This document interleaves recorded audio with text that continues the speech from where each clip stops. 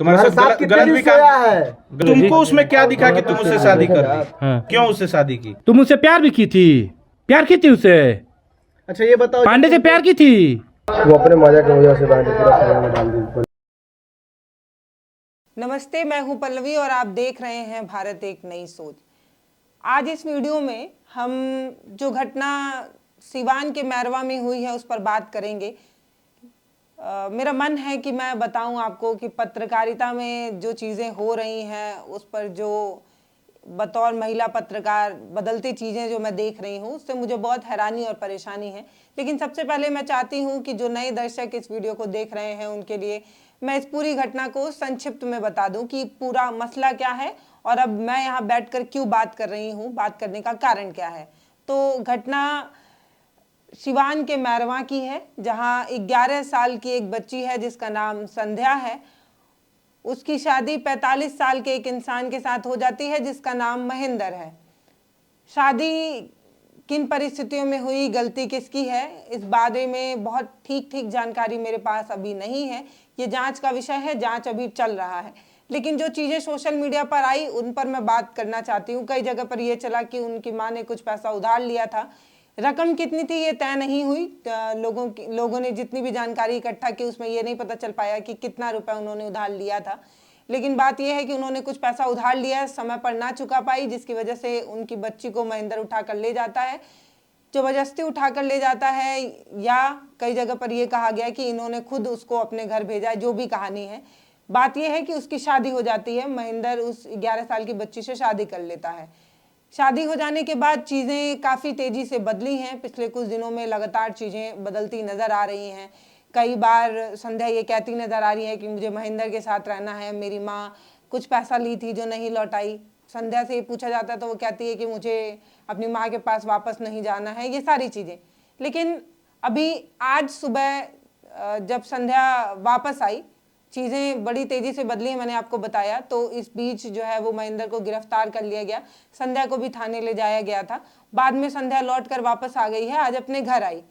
अपने घर आने के बाद संध्या ने ये बताया कि मुझे दबाव बनाया जा रहा था, मुझे बोला जा रहा था, ये सारी चीज़ें उन्होंने बताया। तो अब मैं जिस मुद्दे पर बात करने आई हूँ वो ये है ना कि महज 11 साल की एक बच्ची है जिसकी शादी हो जाती है 45 साल के इंसान से।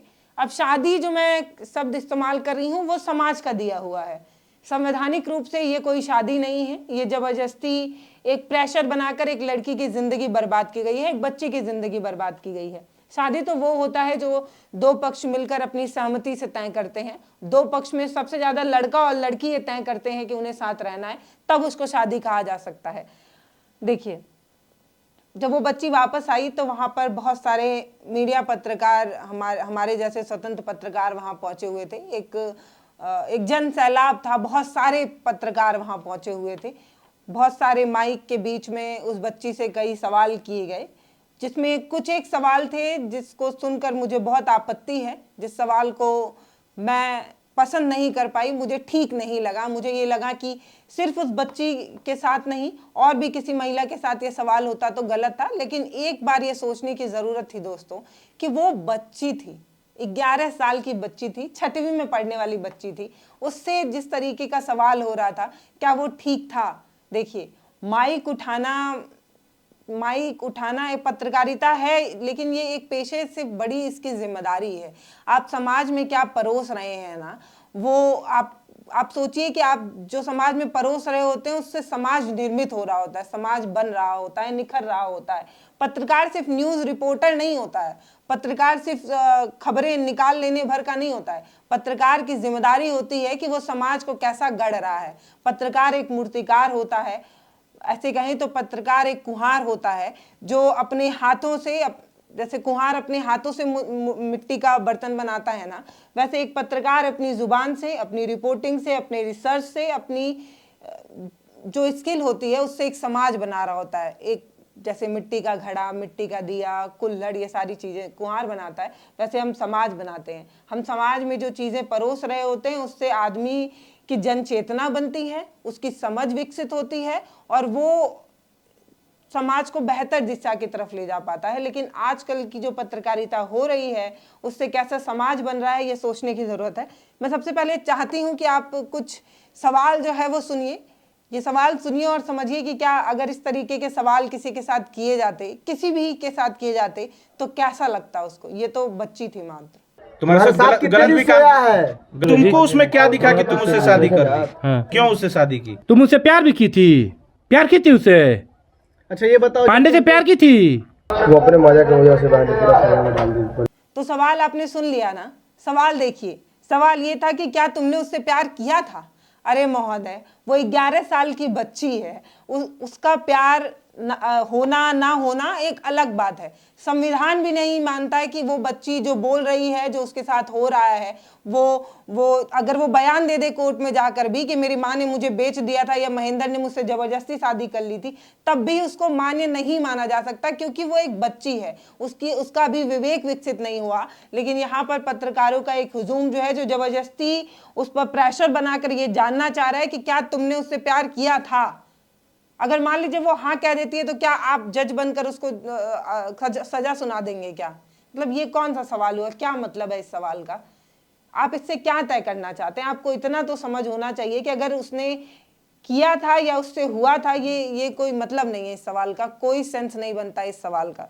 दूसरा सवाल ये था कि क्या तुमने उससे शादी की थी? क्या तुम्हारी उससे शादी हुई थी? क्या तुमने उससे शादी किया था?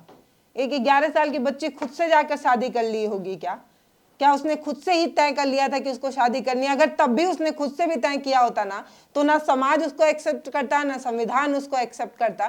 फिर आप उससे इस तरीके का सवाल क्यों कर रहे हैं? मुझे बताइए ना, इसका क्या मतलब है? इसका क्या सेंस निकलता है जब आप इस तरीके का सवाल करते हैं ना कि क्या तुमने उससे प्यार किया था, क्या तुमने उससे शादी की? तब इससे एक विक्टिम जो है वो 11 साल की बच्ची बनने लगती है। समाज के बीच में मैसेज ये जाने लगता है कि लड़की ने तय किया था कि उसको उस 45 साल के इंसान के साथ रहना है। लड़की ने ये तय किया था कि उसका जीवन साथी 45 साल का इंसान होगा। सोचिए ना, क्या 11 साल की कोई बच्ची ये तय कर सकती है? क्या उसको ये समाज या संविधान इजाजत देता है? नहीं देता है ना। तो फिर आप इस तरीके का जब सवाल खड़ा करते हैं ना, तो समाज के बीच में यही मैसेज जाता है कि गलती दरअसल लड़की की है, क्योंकि सवाल ही आप ऐसा कर रहे हैं। सवाल यहाँ पर यह होना चाहिए था कि तुम्हारी शादी किन परिस्थितियों में हुई, क्या दबाव था, क्यों यहाँ तक तुम पहुंची। इस तरीके का सवाल मुझे लगता है ठीक था। अब एक सवाल और था, कितने दिन सोए हो तुम लोग? ये बताइए, कोई सवाल है क्या? किसी भी बच्ची लड़की के साथ ये सवाल हो सकता था? एक महिला से आप इस तरीके का सवाल नहीं पूछ सकते। ये बहुत पर्सनल चीजें हैं भाई। और ये मतलब अगर ठीक से शादी हुई होती तब भी आप ये सवाल नहीं कर सकते थे। ये बहुत संवेदनशील मसला था। आप लोग समझ क्यों नहीं पाते हैं? आप लोग ये समझ क्यों नहीं पाते हैं कि जब आप इस तरीके का सवाल करते हैं तो उससे समाज के बीच में किस तरीके का मैसेज जाता है, लोग इससे क्या राय बनाते हैं। पहले तो आपने उस लड़की को ही विक्टिम, उस लड़की को ही बना दिया है कि वो लड़की ही गलत है। इसीलिए मैं लगातार कमेंट, मैं चाहती हूँ 1-2 कमेंट भी आप स्क्रीन पर चलाइए। देखिए ना, लोग उस लड़की को ब्लेम करने लगे। लोग जिस तरीके का आपने समाज बनाने की कोशिश की, समाज उस तरीके का बन भी गया। अब बताइए, 11 साल की बच्ची खुद तय कर रही थी क्या कि उसको उस 45 साल के इंसान से शादी करनी है? वो खुद तय कर रही थी क्या कि उसको मेरी शादी हो जाए, मेरे साथ कुछ गलत हो जाए? वो लड़की खुद तय कर रही थी क्या? अगर कर भी रही थी तो ऐसा नहीं होना चाहिए था। प्रशासन और सरकार और समाज की जिम्मेदारी थी कि अगर बच्ची के साथ ऐसा हो रहा है तो हम उसे रोकें, क्योंकि ये बाल शोषण में आता है।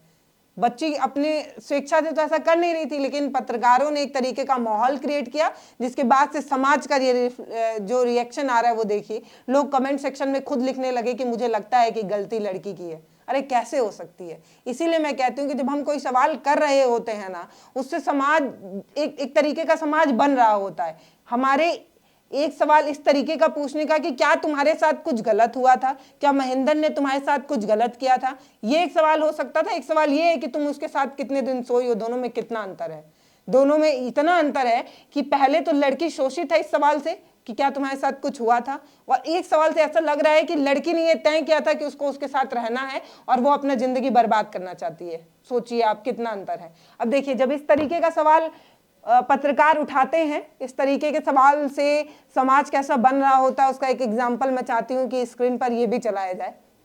देखिए, इन महोदय का कमेंट सुनिए ना, इन्होंने कितनी अच्छी बात कही। अब मैं उनको बताना चाहती हूँ कि मैं 45 की हो गई हूँ, 50 की हो गई हूँ, 60 की हो गई हूँ, या पूरा मेरा एक दशक पार हो गया, मैं 100 की हो गई हूँ। मैं शादी करूँ या ना करूँ, ये मेरी पर्सनल चॉइस है, ठीक है। अब इनको ये लग रहा है कि 11 साल की बच्ची की शादी हो गई, इस बात से मुझे चिढ़ है।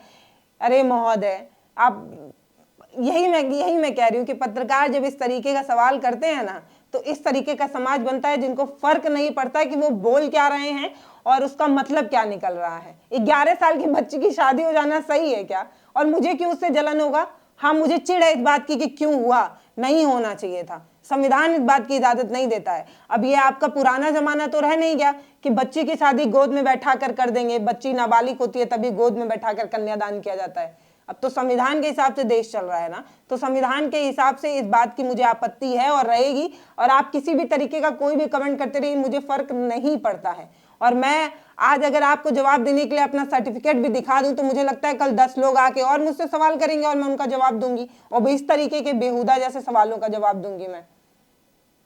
क्या चल रहा है? मैं आखिरी में यही कहना चाहती हूँ कि आप दर्शक की बहुत बड़ी जिम्मेदारी है। आप ये समझिए कि कहीं इस वीडियो के रूप में आपके समाज में, आपके घर में, आपके फोन में जहर तो नहीं घोला जा रहा, कहीं आपको इन वीडियो के माध्यम से उल्लू तो नहीं बनाया जा रहा। जब आप इस तरीके की मूर्ख भरे सवालों को देखते हैं, सुनते हैं, तो आपका सोचने का जो तरीका होता है ना, वो इसी तरीके का बनने लगता है, फिर लोग इसी तरीके के जाने लगते हैं। अभी मैं चाहूं तो आपको हजारों ऐसे कमेंट दिखा सकती हूं जिसमें इस लड़की को गलत बताया जा रहा है। लड़की खुद चाहती थी इंसान से शादी करना, जब कोई चाहेगा तो कोई करेगा ही ना। इस तरीके के कमेंट्स भी हैं, बहुत गंदे गंदे कमेंट्स हैं जो मैं स्क्रीन पर दिखा भी नहीं सकती, क्योंकि मैं खुद एक लड़की हूं और ये 11 साल की महज एक छोटी बच्ची की बात है, इसलिए मैं नहीं दिखा सकती। एक बात और कहना है इन लोगों से जो इस तरीके का बेहुदा सवाल कर रहे हैं, उनसे पूछना है कि क्या आपके घर में अगर किसी लड़की के साथ ऐसा होता तो आप इस तरीके का सवाल पूछ पाते? नहीं पूछ पाते। तब आपकी संवेदना उससे जुड़ जाती, क्योंकि वो आपकी बहन, आपकी बेटी, आपकी पड़ोसी होती। लेकिन ये आपकी कुछ नहीं लगती, तो आप इसका इज्जत सरेआम उड़ा रहे हैं। आप इस तरीके का सवाल पुट कर रहे हैं, रख रहे हैं, और उसका रिएक्शन कैसा भी आ रहा है। लेकिन सोचिए, इस सवाल से समाज में एक गलत राय बन रही है कि गलती लड़की की है। आखिर में कहना यही है कि जो चीजें आपके सामने आती हैं उसको आप देखिए, समझिए, और ये समझिए कि पत्रकारिता ये नहीं है। पत्रकारिता जो आप कर रहे हैं वो तो ये एकदम बिल्कुल नहीं है। तो आप खुद समझिए कि आपके सामने जो परोसा जा रहा है उसमें से कौन सही है, कौन गलत है, इसका निर्णय आपको खुद लेना होगा। और ये समझना होगा कि क्या ये जो लगातार इस तरीके के सवाल सामने आ रहे हैं, पूरा गंदगी फैलाया जा रहा है इस मैटर में। लोग समझ ही नहीं पा रहे हैं कि ये एक नाबालिग बच्ची है, 6वीं में पढ़ने वाली 11 साल की बच्ची है। पता नहीं लोग ये बात क्यों नहीं समझ पा रहे हैं। अरे 6वीं में पढ़ती है, 11 साल की बच्ची है। आखिर में बस इतना कहना है। नमस्ते, मैं हूं पल्लवी, आप देख रहे हैं भारत एक नई सोच। और गंदगी मत फैलाइए, समाज को बर्बाद मत करिए।